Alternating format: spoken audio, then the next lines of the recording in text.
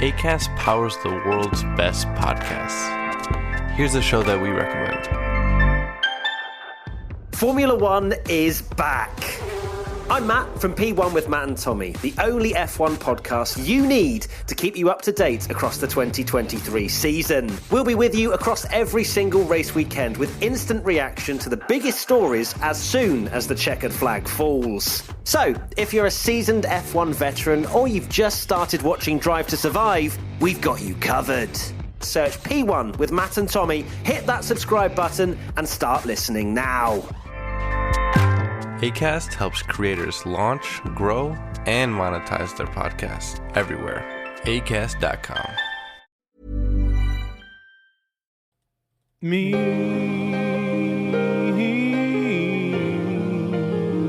I am a memoir. I said a memoir. We're going deep. We're going down too deep into the Regularverse. Oh yeah, the Regularverse.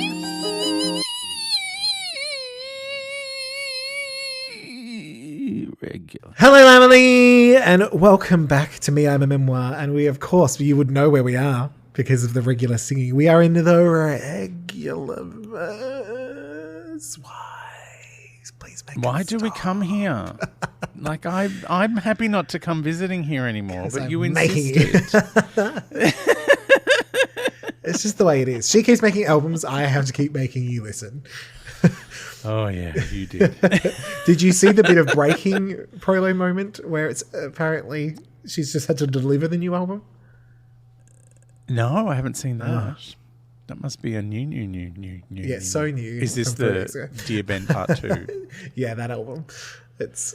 Oh yeah. No, there are a lot of prolo moments, and I have to be judicious with the ones that I choose. True.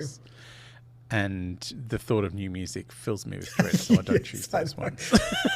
Well, speaking of, should we just dive straight into the prolo moments and just get it done? All right, let's do it. Well, Gen AI is the new face or digitally altered visage of Virgin Voyages, which is a cruise company. So, because, generative AI is what they call, things that can... So it's Gen... With a J. Anyway, Gen J Low AI. Anyway, she's the new face of Virgin Voyages. She calls herself their chief celebration officer. Yeah. And you can supposedly go on a cruise that has no kids on it. Oh. That's their big selling point at Virgin Voyages. No kids at all, or just none of Jen and Ben's kids? And my kids won't be there. That would remove about 20 kids from the equation, to be honest. No, apparently there's no children. Like, that was kind of the way they were selling it. The ad is quite funny. It's like different people operating the Gen AI. Yeah. So Jen gets to use all of her acting ability to pretend to be that she's being operated by other people. It's very fun. And each one has a different outfit on because, so yeah, these cruises have no kids on it, just drunk adults, probably, who just over the limit of being children themselves. So I booked us a Jennifer Lopez cruise. Amazing. On Virgin Voyages, because I was like, well, what should I choose? I chose South Pacific because that's where we live. And I thought, maybe we'll go to Vanuatu or we'll go to, Noumea or somewhere. The only options were Melbourne to Burnie and then Hobart and then back to Melbourne. Okay, yeah. So exotic. Rough seas, bad weather, circling Tasmania. Great. That's it. Yeah. And also, I don't know if you know this, but I don't think Jen's actually there. Oh. That's why they keep calling her Gen AI, because she's not real. Well, she says she is. She says she is. I'm real. I'm real, but Gen AI is not real. Okay. Jen, by the way, has been sharing a little bit too much on the old Instagram.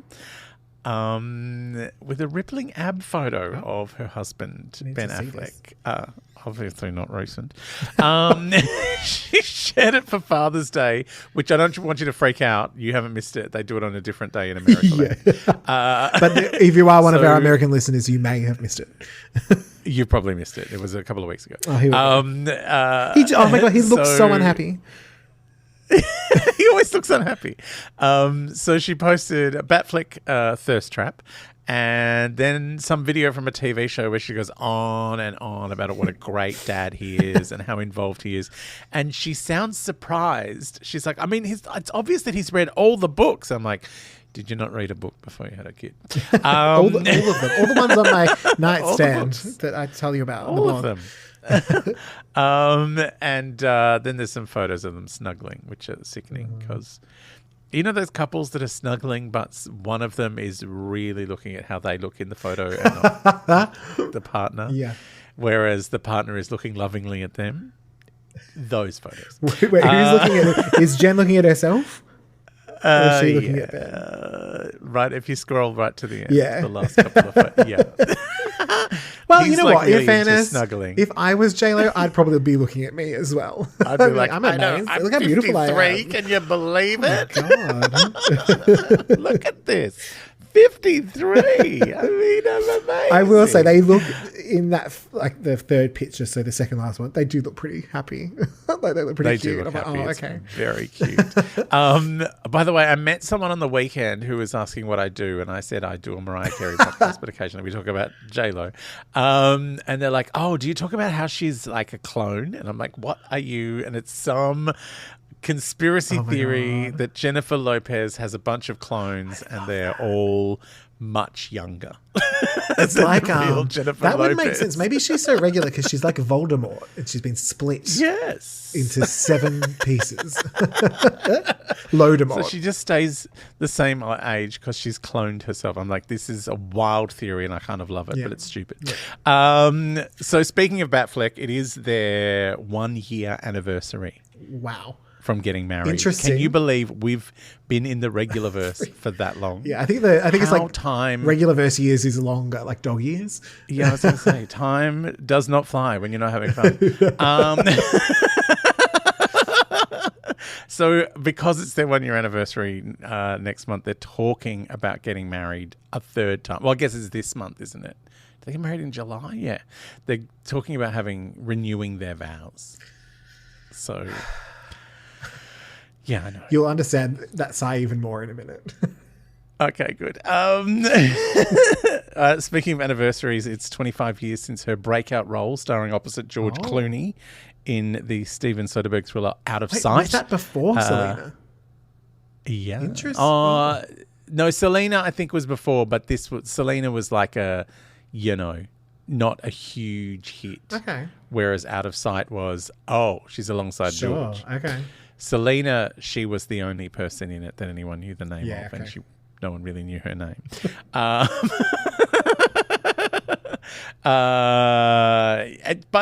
Out of Sight is the movie that whenever I mention J-Lo, people go, you know what? She was really good in Out of Sight. Like, why doesn't she make movies like that anymore? But like, she's made about 100 movies, and I'm glad that you just keep going back to that one from 25 years ago. Good on you. I always say it to people when they're like, I don't like J-Lo movies. I'm like, you just don't like Gigli, which you didn't see. Like, so every time you're like, Monster-in-Law, Also, I Made like in that Manhattan. one. Maybe they didn't like Made in Manhattan. I think everyone did, even though it probably wasn't good. But everyone was like, oh, Made in Manhattan. Yeah. The Wedding Planner. Yeah. All those I ones. went to see it at the cinema. I did not enjoy it. But she's so good in Out of Sight. Like, it is an amazing I watched it not performance, that and long ago, she's actually, great. for the first time. The chemistry with her and George is amazing. Yeah. So I can't believe that's 25 years old Crazy. this year, which makes her look even younger. She also unveiled a shoe line. Wow. Can you believe it? To go along with the booty Weirdly, well, the week that we're talking about, we're going to be covering the song Louboutins. Yes. So, Although JLo's shoes are very far from the $2,500 Louboutins that she sings about. Her shoes are a bit more affordable. So in Australian dollars, I went to the website, they're between $150 and $350 for a pair of shoes. And like, even though they've just been announced as being available, several of the lines are marked down. Does it have a name, the line? Yeah, it's just J-Lo. It's shoes by J-Lo. Shoes. Also, the same website, like if you click on, the J-Lo, it'll show you all the products by J-Lo, which is all these shoes and the booty balm. Yeah, that's good. We need to get some for our booties. She also did an interview with Vogue Mexico, where she talked about her kids challenging her, and made a video where she went through her purse and pulled all the things out of her purse. Like, here's my iPad, with a picture of my kids on it. Here's a wallet that's got money in it. I didn't even know I had money. Who put cash in here? All that Surprised takeaway. that she had cash. My favorite thing was she goes, oh, here, just mysteriously in my bag, I didn't even know this was in here, is a facial mask from the JLo beauty line. And you have that now in Mexico. It was launched recently. I'm like, shut up.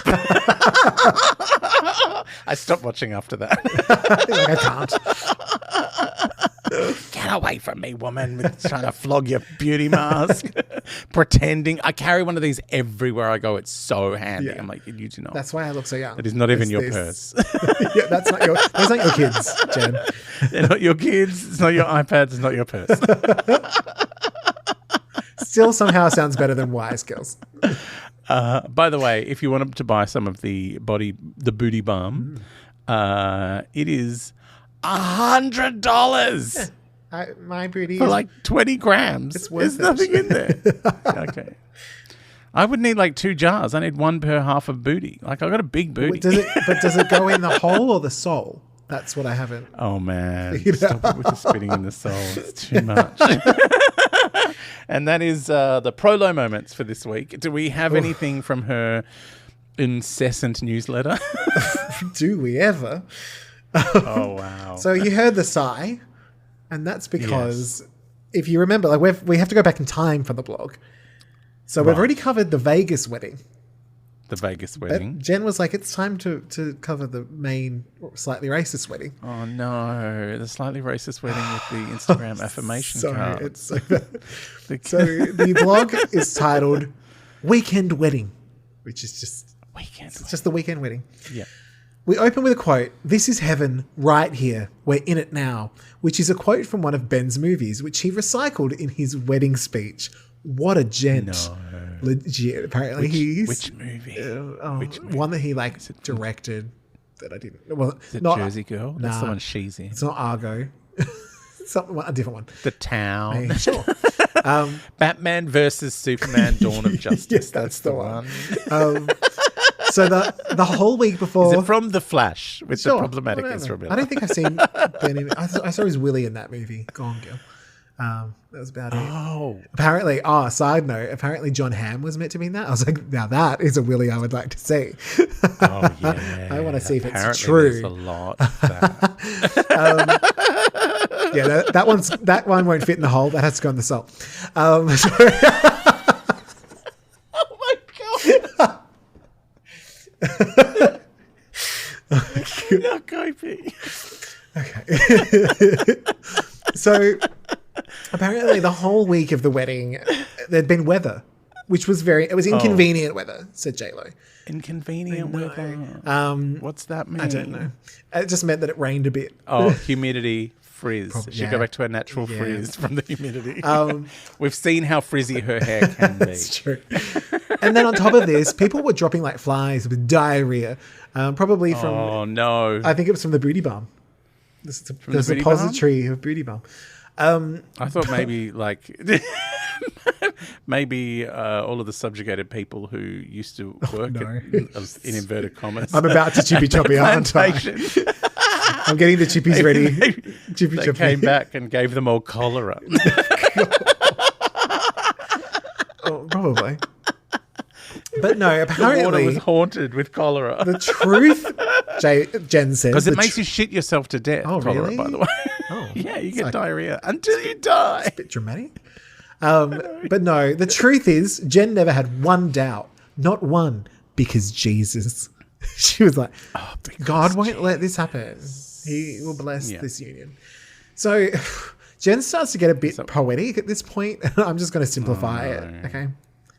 She walked down some stairs. Okay, good. Yeah. There's a whole bit about it. But basically, she walked about going down the stairs. down some stairs on a Saturday to marry old mate. She's like, when I was at the top of the stairs, I was thinking about this. I married no. Batman at the stairs.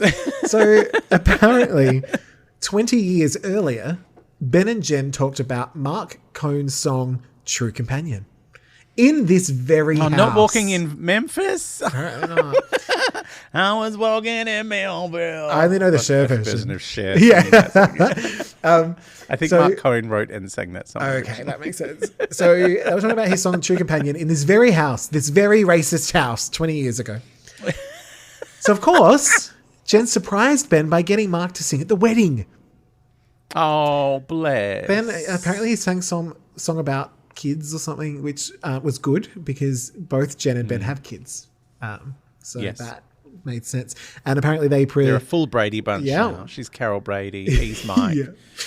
Like in that Instagram that she had of him, it looked like he was doing some architecture. That's very true. Like Mike Brady. And the children apparently did precede Jen down the aisle. They were the only people who were invited to the wedding, and much to Jen's relief, they said yes. So she kind of puts it that way.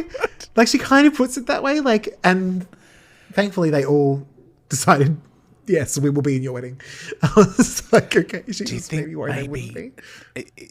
Well, maybe maybe Mark doesn't like them to be around her and her celebrity lifestyle very often. Or maybe they don't enjoy it. They don't enjoy going to the shops. And Mom's getting married again. Like, anyway, we're going to McDonald's. I have to put on this fabulous Gucci jumpsuit and these amazing Louboutin heels, and a man might take our photo on the way. You don't mind Mummy getting a photo taken? It is funny, though, because when you put it that way, you think, gosh, do Mariah and Jen have more in common than we realise? Like, you just go, interesting. Later. She's from the block. She would never do that. She wouldn't do that. She's from the block. Yeah, that's true. Look at my $200 shoes. They're from my line. Take them off. Get them off me. Get them off me. They're giving me a rash. Just paste my head onto someone else's body. I can't wear these shoes in real life. So later, Ben told Jen of all the thoughts he had as she walked down the aisle, about everything feeling full circle and how nice it was to not have to learn another wife's name. Jen was like, yeah, I probably would have had thoughts too, but I was trying to not trip over my dress, which I thought was a surprise since she's worn like 1 billion wedding dresses. Like, but she actually is like, the way she writes it again, not her. Not just in having gotten married so many times, but also she gets married in films. Literally. It's just like, how can you not walk in this? But the way she was like, I probably maybe would have been having thoughts too. Like, it's like, I assume I would have been having thoughts. I guess. I would have had a thought. Had I had a chance to, I may have decided to. What is a thought? Does one have a thought? This is when she starts to break it down as to what happens. Right. So we've got the rehearsal dinner. Ben and Jen laughed about getting married because they're so old now. She said it. Oh my God. Look at us getting married. Look how old we are to be getting married. Jen then goes on to quote a bunch of books she hasn't read and says absolutely nothing about the rehearsal dinner. But there's a few pictures of a horse and a boat. So I guess that was their dinner, the horse. Wasn't the rehearsal dinner where Ben's mum fell off the... Oh, maybe that's why she... There was a boat. I don't know what happened. Didn't she fall off the pier? That's true. That's the thing. She have a few too many drinks and go whoopsie. There is no detail in any of this. That's all we know about the rehearsal dinner. The reception. Here Jen goes on to spout more absolute garbage, paragraphs and paragraphs in which she says absolutely nothing. It's agony. Oh. Thankfully, there's some pictures of Jen on a swing. You're reading this for us. I know. There's some pictures of Jen on a swing to fill the void. Like, literally, it's just like it looks beautiful. Nothing. And then the last one is that morning after glow. The day after the wedding, they had they had brunch by the lake. I'm sure Mum was probably still there. She just forgot to pick her up. Oh, we have to go get your mum. Oh, we'll get brunch on the way. I'm not sure which lake it is, but Jen knows that we know her, so we must know the lake, because we know her. We must. She does have little details of what they did for the wedding decor-wise, because she designed it all. So if you want to know, just shoot her a quick email, she says. Oh, okay, if you want to know about the things that happened under these things that I'm talking about, I'm not going to tell you here. You can just get back. Just a quick reply, and I'll circle back and I'll let you know. She won't. The plates were pink. Plates were pink? I don't know. That's probably the detail. I designed them. Yeah. I said they should be pink. I just wrote, don't tell us now, Jen. In the blog about your wedding, we want to wait. We want to wait. Yeah. Find out. Jen then says some more crap. Don't need to know right now. She says some more crap and then wishes us all happiness or whatever. Honestly, fucking kill me. Oh my God. It was poor thing. It was the worst one. Yeah. At least the last one she had a video. And it's meant to be a lovely day. I know. Nothing. She told us nothing. 8.5 paragraphs of nothing. Did she get ChatGPT to write it? Probably. Or an assistant who wasn't there. Yeah. No, whoever wrote this for her. I don't think Jen knows about this blog. It's a surprise to her. I have a blog? Oh, yeah, apparently I've got a newsletter. Right. It's also my favourite, though. I love it. Wow. Yeah, I know. You love how dull it is. All right.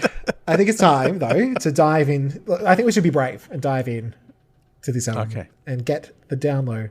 No? Low down on the download. I do it every time. I forget to write it. Anyway, every time. Play it. Hit it.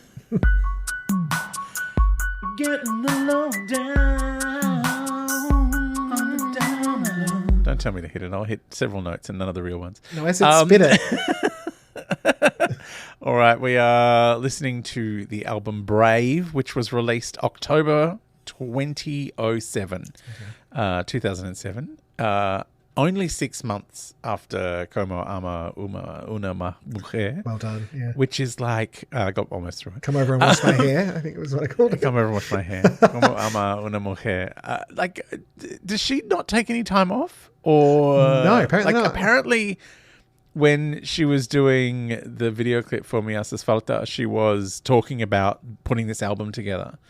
Or she was talking about someone putting this album together and she was going to turn up to the studio and sort of wave at some songs and then leave. But this is the thing. It does seem like she's getting busier. And at this point, she's actually starting to sing on her own albums. It's how does she fit it all in? I understand it before. Well, I'm getting the feeling with this album maybe it was, chicken flavored chips that never went near a real chicken. Yeah. It's J-Lo flavored singing. That's kind of true. Which is more evidence that she must have been doing it because that makes sense because real singers were doing the other ones. It was a rush job or I don't know what it was. Anyway, Jen has described this album as a little Sade and a little Jamiroquai. A little Sade and a little Jamiroquai. Acts with strong vocals. If your head is underwater on the other side of the world. So, whatever you reckon, babe. Sade and Jamiroquai, whatever. You know what? We should add a new rating because of that, as well as pro low or no low. We should have Shadegular and Jamiroquai. We'll just try to figure out version of regular. Yeah, we'll just try to figure out which one. Yeah, who's she inspired by this one? Who's she inspired by? Having listened to this album, I read that quote after, and I'm like, no, I don't. Neither. But okay, what Sade and Jamiroquai albums is she listening to, or has she said that and not really known what the fake J-Los were singing on this album because she never actually listened to it? Yeah. Anyway, it was a huge success in Australia. It hit a peak of number 46 on our charts. Yeah. It did do okay on the US Billboard charts. It hit number 12. Yeah, people were thinking. That's a Yeah. It's but thank you Australia for thinking of us and not making us have to put up too much for this album. So shall we get into the the songs Let's as do they it. are? All right, the first song is called "Stay Together." It's written by J.R. Rotem, Chastity Nwagabara, and E. Kid Bogart, and produced by Rotem and Corey Rooney. Corey Rooney has produced the vocals on all of these. Yes, makes sense. As we know. So he's kind of listed as a producer, but I don't know that he's doing much other producing than hiding her voice from the rest of the world. J.R. Rotem is quite a big kind of DJ, that's producer a name, guy. Yeah, like it's a fairly big name. So she's obviously going in hard, going, he's a hit maker. I'm going to use him. So how did you feel about Stay Together? I mean, it's only 3 minutes and 30 seconds. It's a tolerable amount of time. Totally. That is one thing I will say for this album. Not a single song outstays its welcome, to be honest. Yeah. I mean, they're all mercifully short. Yes. I was like, well, Christina Milian is back, which is nice. Yes. Because it sounds like a Christina Milian song. I said, it is. What is fun is to hear some pop coming back, because she's not done pop probably since J-Lo. Like Love Don't Cost a Thing was maybe the last sort of pure poppy kind of moment. I said I'm a little on the fence. It doesn't really sound like her very much, but the bits she's in are fine. I said the song itself works. The sound works for me, so the general sound of it is all right. So I like the idea of the lyrics, like the "Let's stay together," like is the new breakup, whatever. But it just doesn't. They don't quite nail it. Like it's not to the point where I'm like, I think they wanted this to be a single, and then we're like, maybe not. So I said it's a tad generic but inoffensive. Yeah, I don't think she's quite keeping up with the tempo vocally. Like when the bits where she's singing, you know what? She could dance the shit out of this. Yes, like which is a pity that it wasn't a single, because like a video for this would be like, oh, awesome. That's true. Yeah, it has that little gimmick vocally. vibe.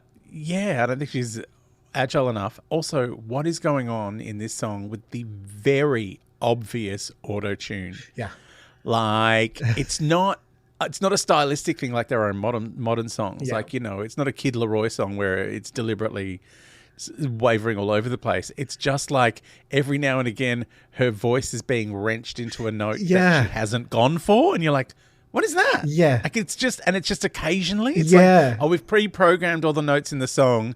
Don't worry if you miss a couple, it'll fix it. And it's like, it hasn't really.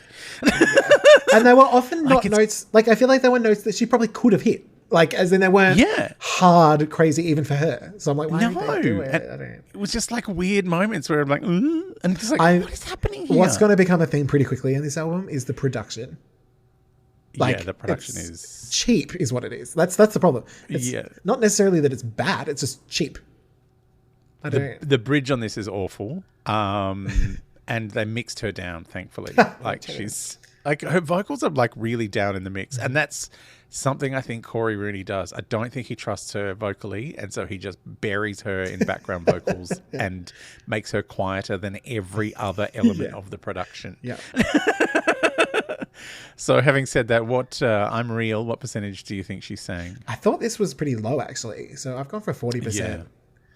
There's a lot of help in here. Like, I don't think I said ghost singer. Yeah. But yeah. I think it's mid-low. Like, I think that she's there. Yes. But there's other people. And she's a bit quiet. And also the auto-tune. Like, I'm taking points off for the auto-tune. Totally. Like, the weird... It is a very strange use of it as well. It's like, you're like, it's not enough for it to be either do it more or don't do it. Yeah. And what about Sade or Jamiroquai? I'm gonna have to say this is Jamiroquai. I think she's going for Jamiroquai because this is dancey. Yeah, very dancey. And are you pro low or no? I think I'm all for this one. Like, it was sort of like if the wind blows and it dropped a leaf into pro low, like I wouldn't run to stamp it out. You know? Yeah. But it just, I think it's fine. I don't think it's a bad song, and I don't think she's terrible on it. I just think it could have been better. Yeah. It's just, it's regular. is what it is. Yeah. It's very regular. Yeah. So I'm very much no.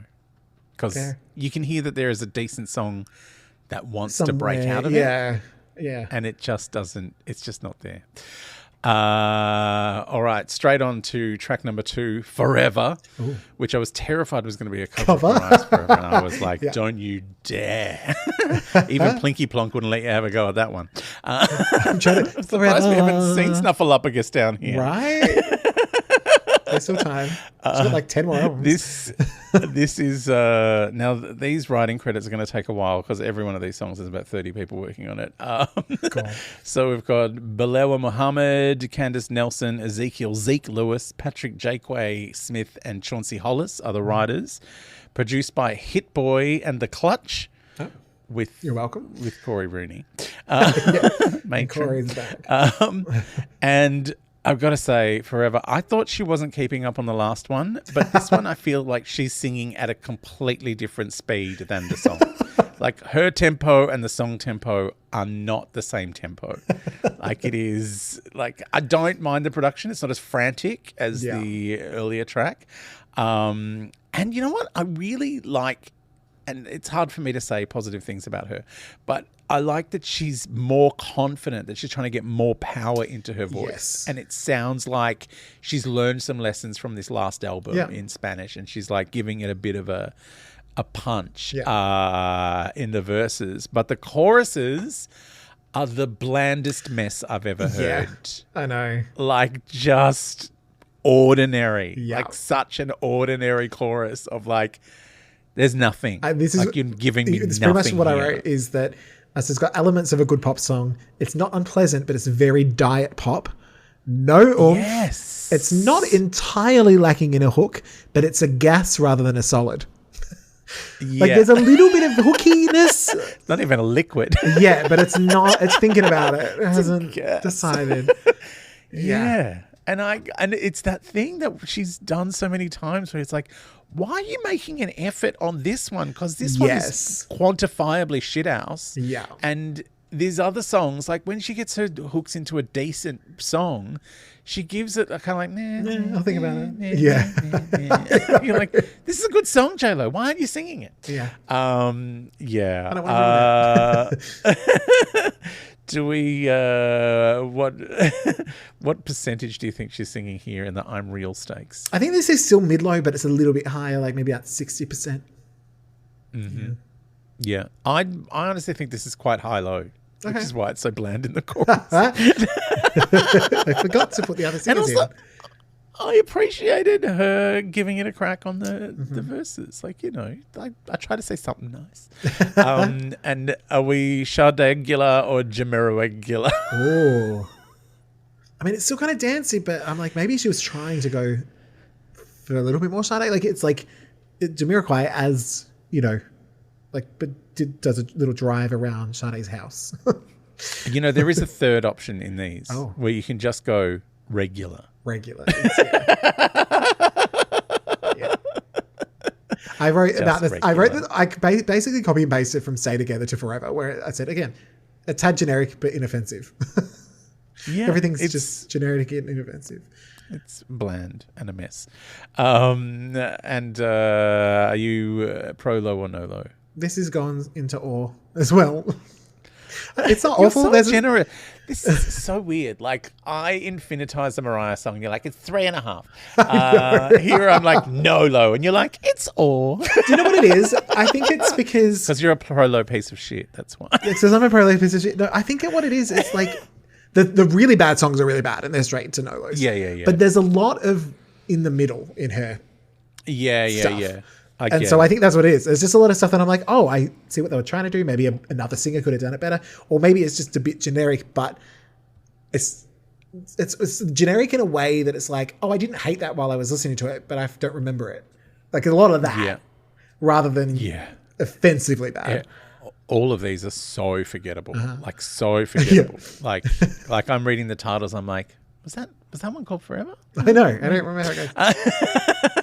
But it's still, I think it's not as, like there was some songs on This Is Me then, Yeah, that's what was it called? This is me, ... then. Where it deep was end. these kind of songs, but whiny. And I'm like, she hasn't been as whiny yet. So it's things like that. No. It's all relative. Again, I honestly think her voice is a lot better here than it has been, pre-Spanish album. And I think she really did develop a singing style of some description And in that time. On Rebirth, the last non-Spanish one, that had some good songs on there, but it wasn't but she didn't nail them. So that's again why everything's a bit because it's like, there's something here. But she's kind of stepping up, but the songs themselves are a bit. Yeah. I mean, also, maybe this is a bit beyond her control, but music at this time was a bit. I know. It was, It was this. It was all this. Yeah, it's 2009.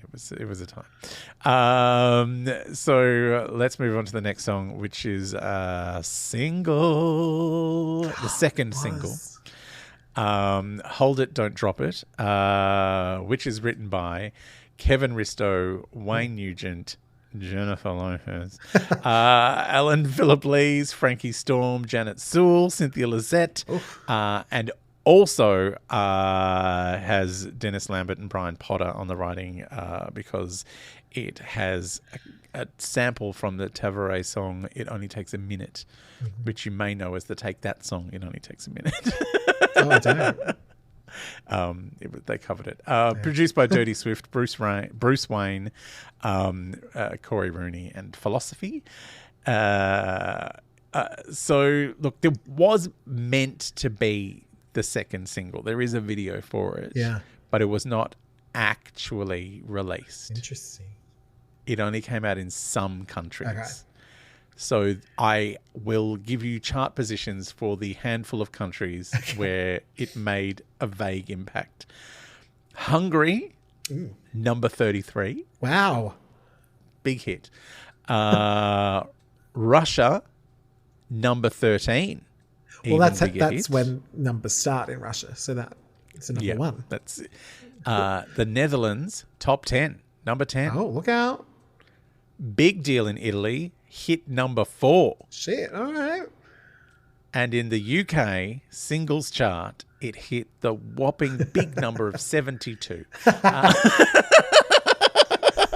But yeah, there was no release in the US or here or in other places. But even though we're in the streaming era and sometimes songs will just pop off an album and become streaming hits. Yeah. But that did not happen. But there is a video. Oh, okay.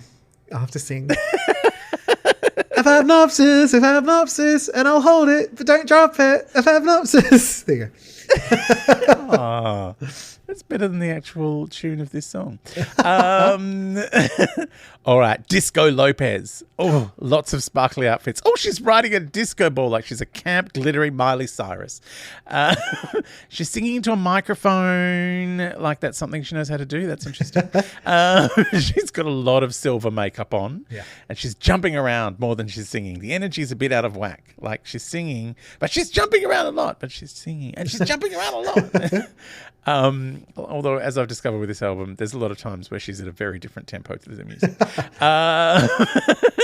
The lights are going on and off. Oh, it's making me dizzy. Oh, it's obviously upset J-Lo too because she's having a sit down.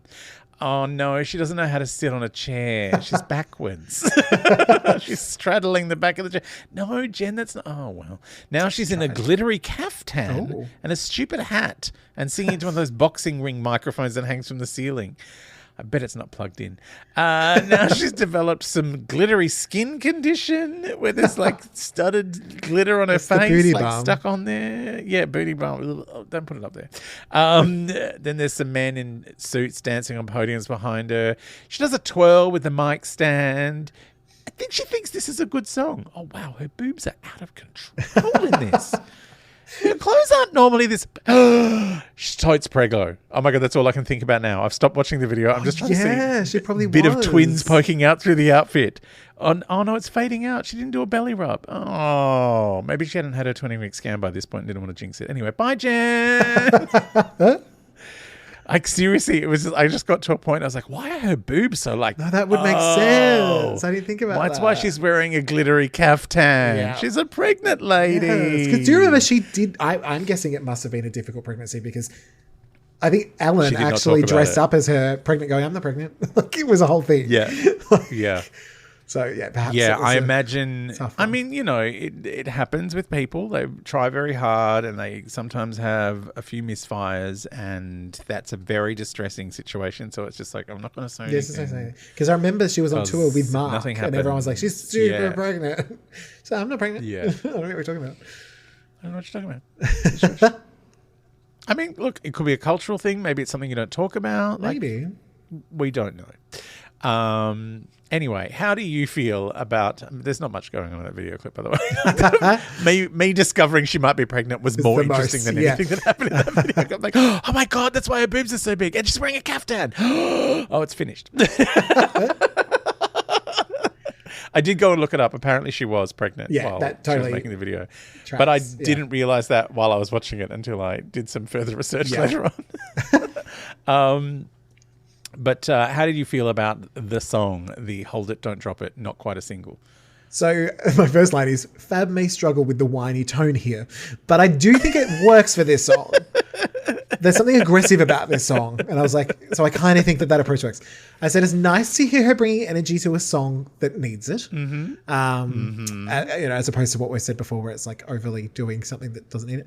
I said, it's not her greatest single ever, but it's passable. And I did remember this on tour because I remember I'd heard the song and then I saw the live version. I was like, oh, now I like it. Like there was something about the energy she injected into it. She did the whole James, what's his name? Like where he pretends to be sick. James Brown. Oh yeah. And then James takes the Brown, thing like, off I and- can't go on. I can't go yeah. on. I'm back. And that kind of made me like it. And so now I can't, Yeah. that's what I think of. So that's a happy kind of fun thing. But Yeah. I said, it's also light years better than Hold You Down. So it's not classic like Let's Get Loud, but I found myself tapping along and I kind of liked the simple video and I was super proud of her because she finally found the mic. She She did it. She worked out where it was. Yes, good girl. So yeah, I can't She say that. swung around with it too much. Like I was worried she was going to injure one of those people behind her when she was doing a tour. Yeah, no. Mic stand. I Get out of the way. She doesn't know how to use this thing. yeah. I feel like if you put this up against all the other singles, it's probably in the lower half just in terms of quality. But I think on this album, it kind of stands out. I was like, oh, I'm having fun here. I don't mind this. Yeah. Definitely on this album, it is a standout. Yeah. But like the sample is so heavily used and it is it's a big part of the song. And sometimes I'm like, when Mariah interpolates something, you're like, oh, that's a great hook. Mm-hmm. But whereas sometimes in a song like this, you're like, is the sample the best part about it? Possibly. And that's a problem. That's a problem. I feel like I did That's go back and listen. Are you just doing a cover that's not a cover? Yeah. I think I did go back and listen to the original and I didn't find that exciting either. Do you know what I mean? Like No, I wasn't it's kind of like, oh. It's a very ordinary pop song. Like the fact that Take That did it means Yeah. someone thinks they can improve on it. Yeah. It only takes a minute, girl. It's a Take That video that's mostly set in a boxing ring where the three that aren't Gary or Robbie just dance around with not much on. I think that's all Take That videos, isn't it? Pretty much. Yeah. Gary and Robbie sing and the other three dance around. But yeah, like I can see what they're going for. It's big horns, which kind of informs like a disco number, which is, fun. She's again a little off the mark with the frantic vocals. Mm-hmm. Like it's a recurring thing on this album. I'm like, is she going for a stylistic thing or is she not breathing well? Is she having trouble if she was with pregnant, breath? maybe. Yeah, not when she was recording. Or maybe not when she though, was I don't recording. think. No, that's probably true. Yeah, like she was obviously supposedly recording it while she was doing the video clip for Mi Haces Falta. So I don't know. Like it's a fun song, but again, as is a problem with a lot of J-Lo songs, it doesn't go anywhere. It's just like, oh, this is a fun song. It's the same fun song for the second half. Yeah, that's true. It's like, I want, I just want a little progression, a little change up, a little something. And it's just like, this is the vibe. Yeah. For 3 minutes. I don't mind. I think in the bridge they did bring it in for a minute, which I kind of liked that bit. Yeah. But yeah, it is. It's pretty, and that's why I called it aggressive, because it's just here. Yeah, it is full on. So I'm Real. What percentage of the song do you think I she's thought saying? this was actually pretty high. I've gone for a 7, mid to high, so 70%. Yeah. Yeah, I said mid-low because there's a lot of there's backing background vocals drowning her else when. But they feel like call it drowning it. Supportive. They're more supportive. They feel like in this background than vocals rather than lead. Than lead vocals, and she's helping in the background. Speaking of helping out in the background, like, when you're watching these videos, YouTube will suggest things to you, and sometimes if things have been relentlessly regular for a whole hour, I'll have to watch something else. Yeah. And YouTube suggested for me, it was from a Celine Dion TV special of Celine singing Emotions with Destiny's Child. And it was amazing. Like, oh, really? I was like, here's some give and take I was not expecting from any of these people. No. Like Did Michelle get a moment? Michelle had a couple of moments. Cute. Kelly only got a bit of moment coming down the stairs, and then she was like, just background vocals from you from now on, Kel, thanks. But like when it was Beyonce's time, Celine is happily singing the background vocals. Interesting. Like, and it's like there's some really complicated harmonies in that song, and they're all, working with each other. It was just like one of those moments I was like, oh, this does not happen in a J-Lo song. No. No one is generously hanging around the background. It's all like, I could be the lead vocalist on this. Yeah, that's true. I think I am in the record. But yeah, it was just a weird moment that I thought, I was like, oh, that's how you do, why couldn't Celine do that for Aretha? Anyway. So we've decided mid-low, Jamiroquai. This is all Jamiroquai. Yeah, it's for very sure. Jamiroquai. I think this was the song she was thinking of when she goes, we're a little bit Jamiroquai and a little bit Sade. There's one other song that I think she thinks is Sade, and the rest of the album she had no fucking idea. I know. I heard one of the songs. Yeah, they played it to me in the car. I think I'm singing on that one. I'm not sure. So are you pro-low or no-low on this particular bit of disco fluff? I'm a tiny bit pro-low on this. I think just because of that fun performance. I think I'd probably rather listen to that version, though, if I was honest.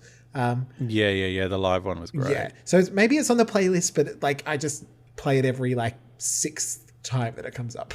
Like it's not on the A-list. You skip it a few times, but every now and again you let it go through. Yeah. You'll let it play the whole 3 and 55. Yeah. It's nearly 4 minutes, which is a bit too long for a pop song. I know. Look, I wanted to like it, but I just, it was too disappointing for me. So, no. And that's funny because I'm always in awe. You're almost never in awe. It's either one or the other. Usually the other. Yeah, well, I don't understand what the awe is for. It's where everything is regular. Yeah, I know, but regular is no. Get the fuck out of our podcast. Get the fuck out of our podcast. Get the fuck out.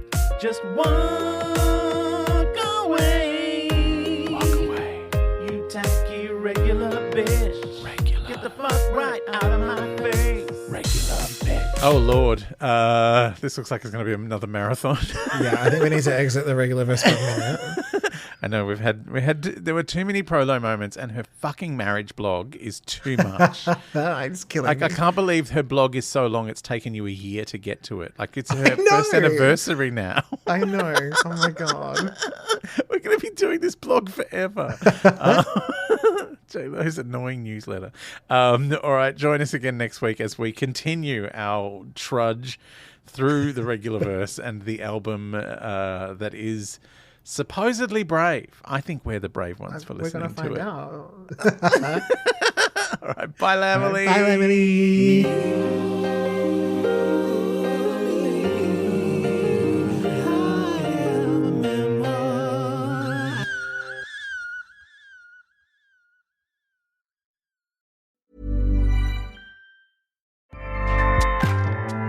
Acast powers the world's best podcasts.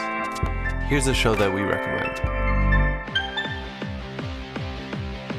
Hey friends, it's Mark Bittman, host of Food. If you haven't listened yet, we talk about recipes, of course, and a lot about cooking, but also about injustices in the food system and how America's food policy is moving both forward and backwards. We had climate expert, genius, and all-around great guy Bill McKibben, Leslie Nicole, who's Downton Abbey's Mrs. Patmore, and legendary Gullah Geechee cook Emily Meggett. We've got much more in store for you. Fantastic guests like Alice Waters, Dan Levy, Cory Booker, and Jack Papan, plus our customary recipes and, starting soon, commentary or, depending on the day, rants. Please check us out. I'm sure you'll like the podcast. Thanks.